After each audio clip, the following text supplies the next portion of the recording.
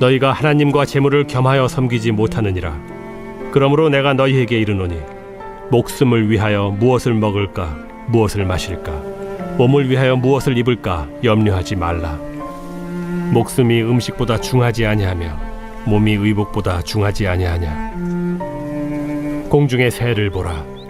심지도 않고 거두지도 않고 창고에 모아들이지도 아니하되 너희 하늘 아버지께서 기르시나니 너희는 이것들보다 귀하지 아니하냐.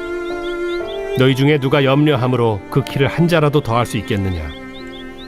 또 너희가 어찌 의복을 위하여 염려하느냐. 들의 백합화가 어떻게 자라는가 생각하여 보라. 수고도 아니하고 길쌈도 아니하느니라. 그러나 내가 너희에게 말하노니 솔로몬의 모든 영광으로도 입은 것이 이 꽃 하나만 갖지 못하였느니라. 오늘 있다가 내일 아궁이에 던져지는 들풀도 하나님이 이렇게 입히시거든 하물며 너희일까 보냐. 믿음이 작은 자들아, 그러므로 염려하여 이르기를 무엇을 먹을까 무엇을 마실까 무엇을 입을까 하지 말라. 이는 다 이방인들이 구하는 것이라. 너희 하늘 아버지께서 이 모든 것이 너희에게 있어야 할 줄을 아시느니라. 그런즉 너희는 먼저 그의 나라와 그의 의를 구하라. 그리하면 이 모든 것을 너희에게 더하시리라. 많은 분들이 말씀 준비하신 분들은 느끼셨겠지만 저 역시 준비하면서 익히 알던 진리를 또 몸소 체험했습니다. 매도 먼저 맞는 게 낫다. 일은 많은데 손에 안 잡히는 거예요. 그리고 왜 그렇게 또 책상은 닦고 싶고 보이지 않던 물때, 화장실 물때는 보이는지. 어제도 더 줄여야 됐는데 한 2주 전에 초고를 완성을 했거든요. 계속 줄였어요. 더 줄여야 되는데 또 육색 청소하느라고 다 못 줄였습니다. 그래갖고 조금 오버될 것 같긴 한데 미리 양해를 좀 부탁드립니다. 저는 오늘 이 강단을 빌어서 믿는 부모로서 하나님을 의지해서 두 아이를 기르면서 애쓰다가 배운 것들을 좀 나눠보려고 합니다. 약 10년 전에 저희 첫째 아이가 초등학교에 갈 때 저희 부부는 기독교 사립학교에 아이를 보내려고 했었습니다. 좀 더 아이의 신앙이 보호받으면서 자랐으면 하는 그런 바람이 있었던 거죠. 그 학교는 뽑기를 했습니다. 아빠들이 뽑았어요. 부모님들이. 제가 뽑았어요. 떨어졌습니다. 저는 뽑기에는 언제나 자신이 있었는데 그때 충격이 좀 컸어요. 왜냐하면 저는 거의 될 거라고 거의 확신을 했어요. 아는 분들도 많고 왠지 될 것 같았는데 그냥 그렇게 떨어지니까 약간 멍하더라고요. 그런데 뜻밖에도 오기가 생겼습니다. 어떤 오기였냐면 그래, 내 생업이 교육하는 일이니까 어디 믿는 부모가 일반 공립학교에서 신앙으로 아이들 잘 기르는 거 한번 해보자. 그래서 나와 같은 부모들 돕자. 그걸 거의 소명처럼 느끼게 됐습니다. 그로부터 벌써 10년이 지났습니다. 한동안 한껏 부풀어 올랐던 제 자아는 지난 몇 년간 급격히 쪼그라들었습니다. 많은 신앙 선배들의 경험처럼 하나님은 나름 좋은 뜻 품은 사람들을 키워주시는커녕 팍팍 기를 죽이시더라고요.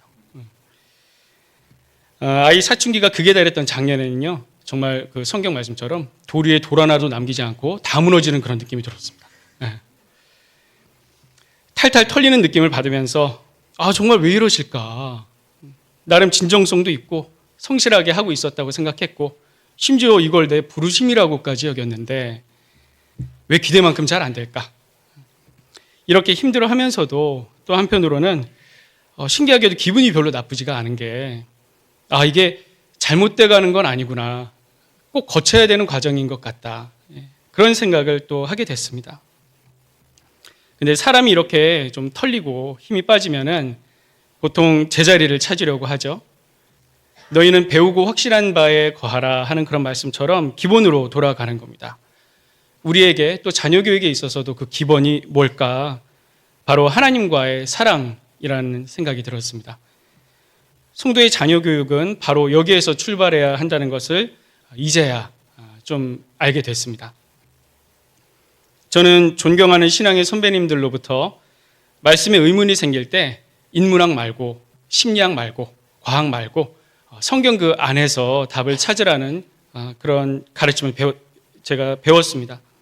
성경은 성경으로 답하라. 그거죠.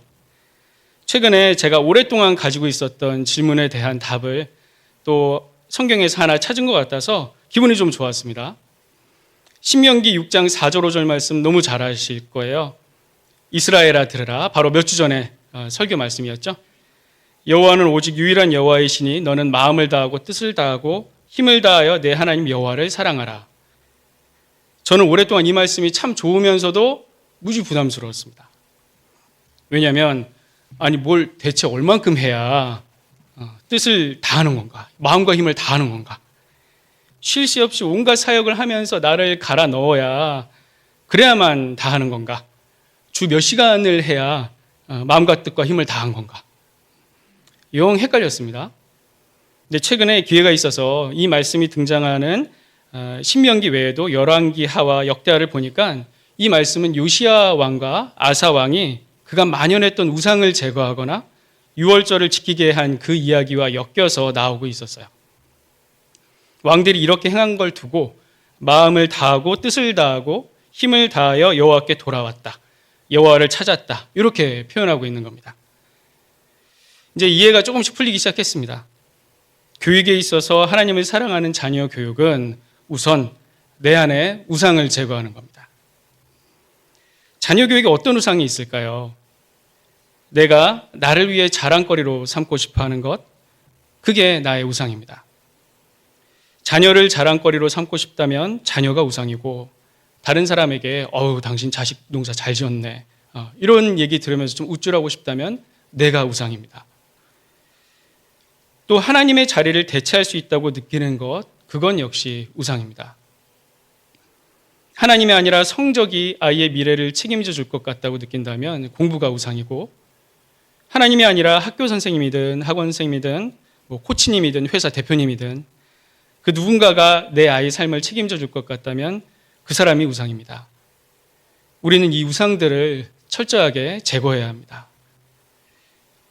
마음을 다하고 뜻을 다하고 힘을 다하여 하나님을 사랑하는 말씀은 신명기 6장에 처음 나오는데, 여기를 보면서 새삼 놀라웠던 건 그 말씀이 나오는 바로 아래에 자녀교육과 관련된 말씀을 하고 계시다는 거였어요. 우선 부모인 우리에게 이 말씀을 마음에 새기라고 하십니다. 그리고 나서 그 바로 다음 절에는 우리 자녀들에게 쉴 때나 걸을 때나 잠자리에 들 때나 거듭거듭 이 말씀을 들려주라고 명령하십니다. 맞습니다. 우리는 하나님이 명령하신 대로 행동해야 됩니다. 이게 하나님 사랑해서 자녀 잘 기르려는 성도의 두 번째 과제입니다. 이 일을 성실하지 않다면 그건 하나님을 제대로 사랑하는 게 아니겠죠. 다만 우리는 우리가 마땅히 할 일을 하되 이 깨어진 세상에서 그 결과가 즉각 나타나지는 않을 거라는 것을 또 의식하고 있어야 될 것 같습니다. 열왕기하 23장에서 말씀에 따라 우상들을 철저하게 제거한 요시야 왕은 이어서 백성들에게 유월절 지킬 것을 명령합니다. 우리 성도님들은 유월절을 알고 계시죠? 어린 양의 피를 문설주에 발라서 죽음이 넘어가게 한 바로 그 유월절입니다. 이 유월절을 지키는 것은 예수 그리스도의 희생이 우리를 살렸음을 되새기는 겁니다. 그리고 이건 은혜 입은 우리가 서로를 또 우리 자녀를 은혜로 대해야 한다는 것을 알려줍니다. 저는 최근까지 두 아이의 사춘기를 관통하면서 많은 갈등과 고민을 했습니다. 정말 하는 짓을 보면 아무리 봐도 죄인인 저 두 아이를 보면서 저는 초등학교 교사지만 아이들은 천사 같다 그런 말을 믿지 않아요. 여러분들 절대로 그렇지 않습니다. 아시죠? 키워분들은 아세요. 군대보다 더 빡셉니다. 인정사정 봐주지 않죠. 허구한 날 문드러지는 저의 내면을 수습하면서 자꾸 생각했습니다. 대체 어떻게 해야 될까? 시간이 지나면서 조금씩 답이 드러나 보였습니다. 너 또한 죄인임을 잊지 말라. 이게 맨 먼저 나타난 답이었습니다. 성경은 우리가 좀 잘 살아보려고 노력할 때가 아니라 우리가 여전히 아직 죄인 됐을 때, 아마도 내가 죄인인 줄도 모르고 있을 그때 그리스도께서 우리를 위하여 죽으셨다는 사실을 알려줍니다. 그렇게 좌우분별 못하는 너를 내가 그렇게 사랑했으니 너도 네 이웃을 그리고 네 아이를 은혜로 대하라. 그렇게 말씀하시는 겁니다. 물론 모든 거 다 허용하고 괜찮다 하라는 건 아닙니다. 그러면 금쪽이가 됩니다. 성경은 마땅히 가르쳐야 할 것은 가르치라고 분명하게 우리에게 말씀하십니다. 그러나 그 과정에서 미숙함과 저항에는 예수님 얼굴 봐서 또 너 개구리 올챙이적 생각해서 좀 더 관대해지라고 하시는 겁니다. 이게 하나님을 사랑하는 자녀 교육의 세 번째 과제입니다. 또 제가 받은 중요한 레슨 하나는 저의 정체성을 재정립하는 것이었습니다. 하나님은 사람을 창조하면서 그분이 만드신 세상을 다스리는 청지기의 역할을 사람에게 맡기십니다. 저는 제 두 아이에게도 제가 부모임과 동시에 청지기라는 것을 깨달았습니다. 아이들의 참 부모 혹은 주인은 제가 아닌 하나님입니다. 우리는 부모이긴 해도 주인은 아닙니다. 그렇죠? 그런데 하나님은 부모이면서 또 주인이십니다. 그런데 저를 비롯한 많은 부모님들이 자기가 좀 주인이 되고 싶어 합니다. 근데 이거는 성경대로 본다면 월권입니다. 우리는 아이들의 사춘기를 지나면서 또 그 아이들이 성인이 돼서 자기 생각이 옳은 대로 인생 살아가는 모습을 보면서 깨닫습니다. 아, 여기까지가 내 한계구나. 내가 더 이상 나갈 수가 없구나. 이 경계까지는 내 아이들을 내 손으로 데리고 왔는데 저 이 경계 넘어서 저 사나운 땅에는 누가 데리고 가나. 당연히 우리도 함께 가기는 갑니다. 그런데 더 이상 우리가 그 손을 잡아서 이끌 수는 없다는 걸 여기 계신 많은 분들은 또 알고 계실 겁니다. 아이의 손을 우리의 손에서 하나님 손으로 넘겨드릴 때가 이미 왔고 또 올 겁니다. 내 아이의 참 부모이자 주인이신 하나님의 절대적인 권한을 인정하는 것, 그리고 우리는 청지기일 뿐임을 인정하는 것, 이건 어쩌면 평생 풀렸다 안 풀렸다는 우리의 숙제일 수도 있습니다. 청지기에 더해서 성도 부모로서의 또 하나의 정체성, 그건 바로 동역자입니다. 우리는 아이 손을 잡아 이끌거나 하지는 못해도 아이의 미래를 두고 거룩한 꿈을 꾸면서 기도할 수는 있습니다. 그건 우리에게 또 맡기신 일이기도 하죠. 우리에게는 사람은 우연의 산물이 아니라는 믿음이 있습니다. 창조주 하나님은 우리 아이를 굳이 이 시대에 이 땅에 태어나게 하지 않을 수도 있었습니다. 한 1000년 전에 태어나게 하실 수도 있었고 지금 우리나라 말고 저 아프리카든 아메리카든 유럽이든 다른 데 태어나게 하실 수도 있었어요. 그런데 왜 굳이 지금 그리고 이 땅일까? 저는 이 물음에 대한 답을 찾아가는 과정이 바로 소명을 찾아가는 과정이라고 생각을 합니다. 이 소명에 대해서 세상에서는 네가 좋아하고 잘하는 걸 찾아라. 거기에 네 꿈이 있다. 이렇게 가르칩니다. 심지어 마음 가는 대로 하라고까지도 얘기를 합니다. 다 틀린 말은 아니에요. 그런데 우리 믿음의 풍성함에 비하면 이거는 너무 좁은 생각입니다. 제가 아주 존경하는 한 선배님은 청소년 아이들에게 거룩한 분노가 느껴지는 곳으로 가라고 가르쳤습니다. 이 일이 참 좋고 그래서 여기는 이래야 할 것 같은데 뭔가 이건 잘못 돌아가고 있는 것 같은 그런 걸 볼 때 거룩한 분노가 일어나고 그래서 그냥 보고만 있지는 못하게 되는 것. 하나님이 여러 영역에서 사람들을 쓰시는 게 어쩌면 이런 방식 아닌가 하는 생각을 저는 종종 합니다. 이렇게 부서진 곳 어딘가에 무너진 성을 다시 쌓는 느헤미야처럼 우리 아이들이 감당할 몫이 아마 있을 거라고 저는 생각을 합니다. 그래서 저는 제 아이들이 소 먹이는 사람이 되면 좋겠습니다.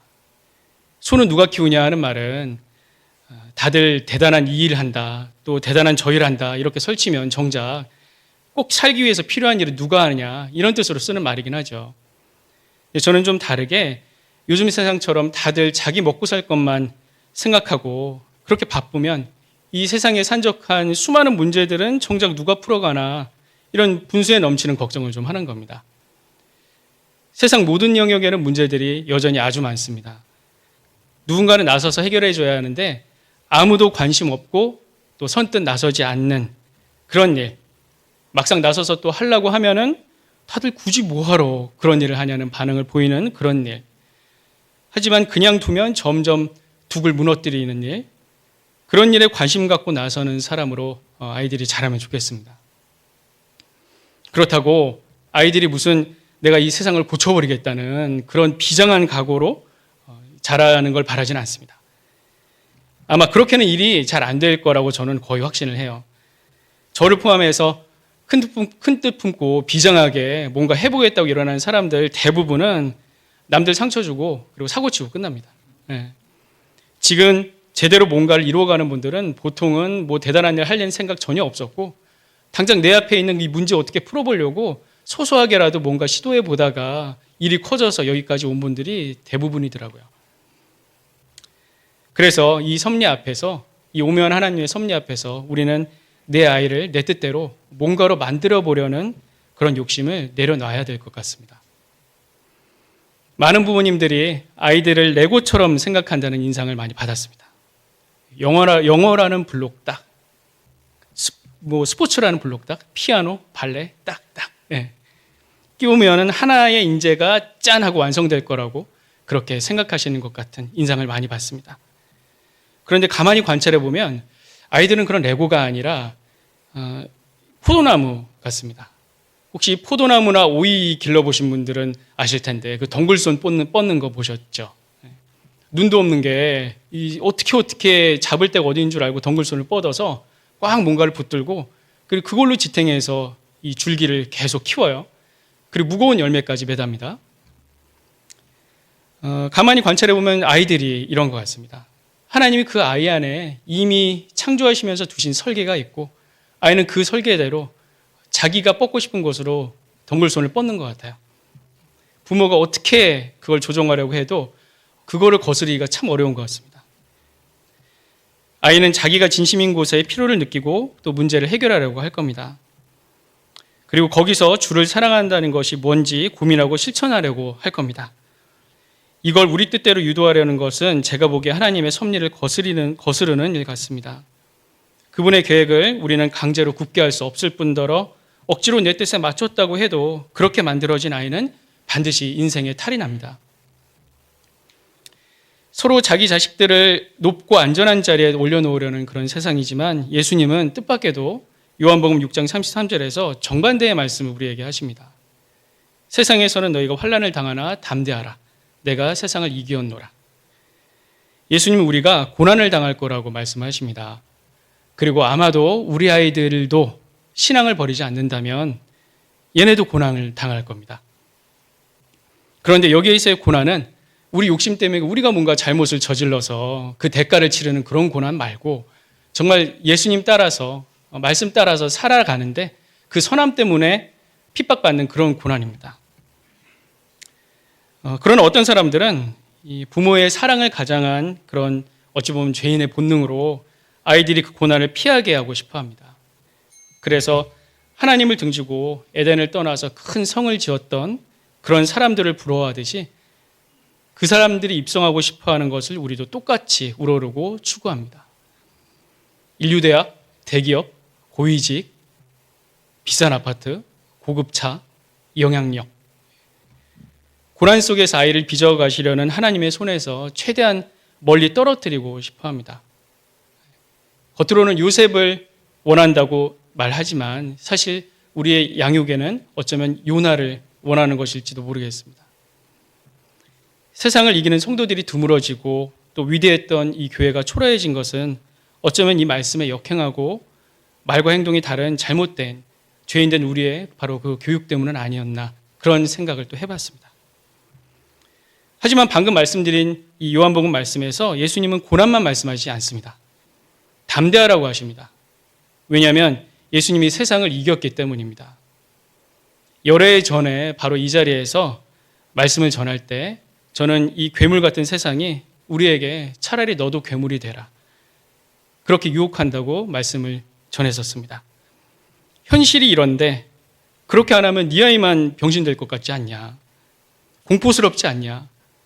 두렵고 억울하면 차라리 너도 괴물이 되라. 한편이 되면 마음이 편할 거다. 세상은 이렇게 우리를 압박합니다. 그러나 예수님의 부활은 우리가 괴물되지 않고 그냥 죽어도 결코 망하지 않는다는 걸 증명했습니다. 이렇게 믿음은 우리의 현실을 다르게 보게 합니다. 히브리서 11장 1절은 믿음은 우리가 희망하는 것을 현실이 되게 한다. 이렇게 말씀을 하십니다. 우리 성도들은 현실에 굴복하는 존재가 아니라 현실을 믿음대로 만들어가는 존재입니다. 역사 속에서 성도들은 그 믿음으로 노예가 해방되고 여성과 아이들이 존중을 받고 또 누구나 교육을 받는 현실을 만들어냈습니다. 너무 부자연스러워서 당시에는 누구도 상상하지 못했던 바로 그런 현실들이었습니다. 오늘 함께 읽은 마태복음 6장에서 예수님은 너희 믿는 자들아, 성도들아, 먹고 사는 거 너무 걱정하지 말아라. 그보다 하나님 나라와 하나님의 의를 좀 먼저 생각해라. 나머지는 내가 알아서 하마 하고 용기를 주십니다. 그래서 저는 오늘 그 평안을 전하고 싶었습니다. 세상이 할 수 없는 일을 우리는 할 수 있습니다. 우리가 대단해서가 아니라 우리가 연약함으로 하나님이 우리와 함께하기로 약속하셨기 때문입니다. 그렇게 말씀하신 하나님은 확실히 믿을 만한 분입니다. 그분이 주시는 평안은 성도의 특권입니다. 아주 값비싼 쿠폰이 있는데 그거 못 쓰고 버리면 너무 아깝잖아요. 성도만 쓸 수 있고 성도라서 할 수 있는데 우리가 누려야 하지 않겠습니까? 연약한 우리에게 하나님은 따뜻한 목소리로 걱정 말고 마음의 문을 열라 하십니다. 큰일 나지 않는다. 믿음으로 내게 아이를 맡겨라. 생각보다 괜찮을 거야. 내가 주는 자유와 소망의 풍성함을 누려봐라. 우리 소풍교회 공동체가 자녀 교육에서 먼저 하나님의 나라와 그분의 의를 구하면서 이 믿음의 모험을 함께하면서 풍성한 간증을 나누는 공동체가 되기를 기대합니다. 기도하겠습니다.